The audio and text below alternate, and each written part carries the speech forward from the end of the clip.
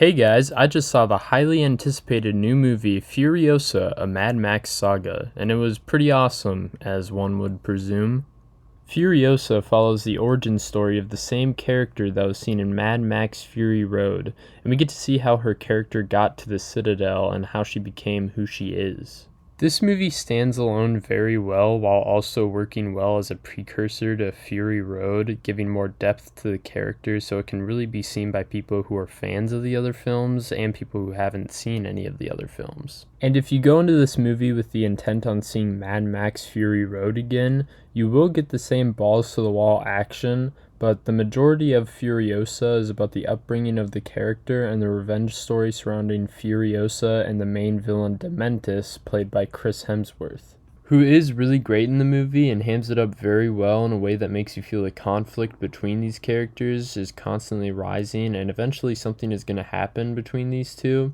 And without giving anything away, the ending of the movie for me was very satisfying in a sense that I was thinking that they were going to end up doing one thing with the characters, but then they ended up doing another thing. And that was it subverted my expectations, which I appreciated, yes. The cinematography and VFX in the movie make you feel as if you took acid before watching the movie. Everything looks so beautiful. Even some of the shots from action sequences could be used as paintings. And must I even need to shout out the action in the movie? Just like Fury Road, it's high octane, intense, dumb, fun action for the whole family to enjoy.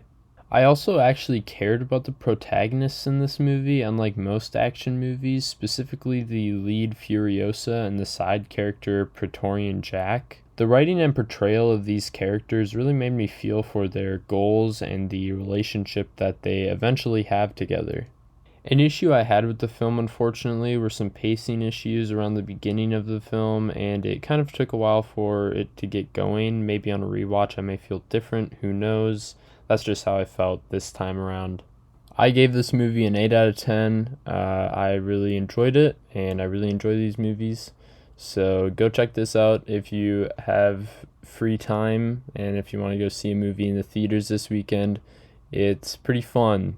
I would also like to see more of these movies get made, and I don't know if that's going to happen if this movie kind of flops, which I don't know. I feel like it's doing okay at the box office.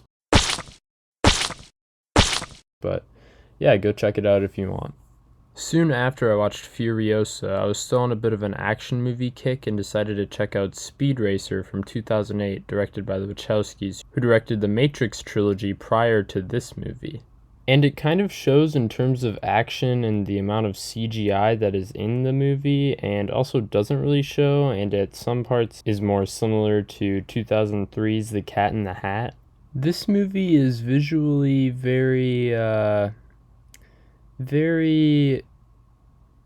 interesting. Apparently this is based on an anime from the 60s, which shows here and there, but most of this movie consists of those classic 2000s kids movie tropes of looking like visual vomit, especially earlier on in the film. The plot revolves around a guy whose name is Speed Racer. That's first and last, by the way. That's his name, Speed Racer. It's a weird name, I know, yeah. And Speed Racer's main goal throughout the movie is to avenge his brother's death by helping some police people bring down some bad guys. The performances in the movie are all not very good, and this might have something to do with the directors wanting all of the performances to seem more cartoonish, but they still aren't very great, no, not at all.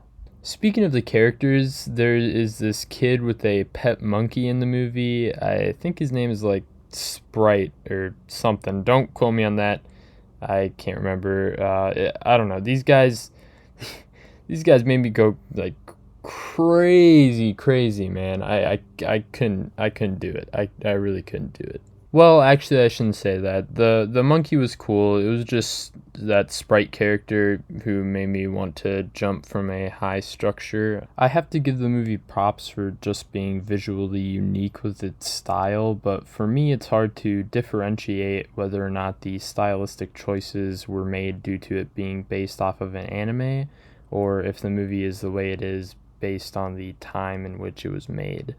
It was overall fine to get through, and I did enjoy it more as a guilty pleasure, so check it out maybe. It's a bit long, but it's interesting, I'll give it that. And for a rating, I think I'd go with a 5 out of 10 for this one. Well, that's all I gotta say for this one. Thanks for watching the review.